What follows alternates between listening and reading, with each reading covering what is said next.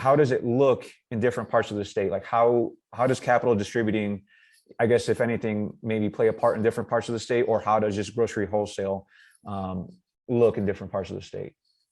Yeah, I guess the way that is, I can speak for capital distributing and our influence. So the way that we're set up, so capital distributing is centralized in Caldwell, Idaho. We moved out here to Canyon County 2 years ago. And since then, now we've expanded our footprint to different states like Arizona and California being the furthest, more, Southern California.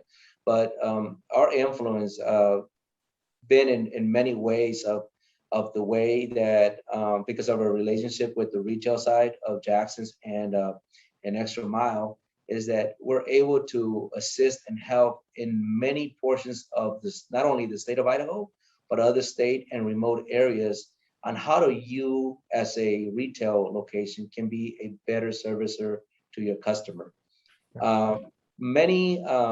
Many independent accounts who are not serviced from capital either get service from a different distribution center who does not have a background or experience on the retail side. Capital distributing brings that with them and their umbrella. So to give you an example, if you are a small convenience store, standalone market in, say, Cascade or McCall, and capital distributing comes in as your distributor, we not only will come in with the right product that is hitting the market today, but also we would tell you what is the best way to go to market on those products, and also how to get the best footprint within your store to successfully sell that product to your consumer. Now, regionally, trends change a little bit. So I would say that what sells here in Idaho may not really sell as strongly in Seattle or Portland or in Phoenix, Arizona, or in Orange County in California. But for that reason, we have, because of our retail locations in those areas, capital distributing has that knowledge. And we bring in and we pass that information and knowledge to the independent account who's got that 1 or 2, 3 stores standalone and may not necessarily go to market as fast as the big chains that we do.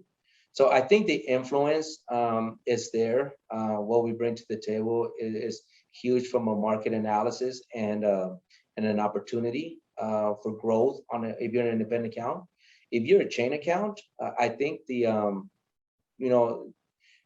our purchasing power because of our retail locations is an opportunity that we can pass on to them. So I mean, we would pass on some of those savings to them as greatly, plus other programs that manufacturers like Hershey's or PepsiCo or others may only do through us versus others because of our retail experience.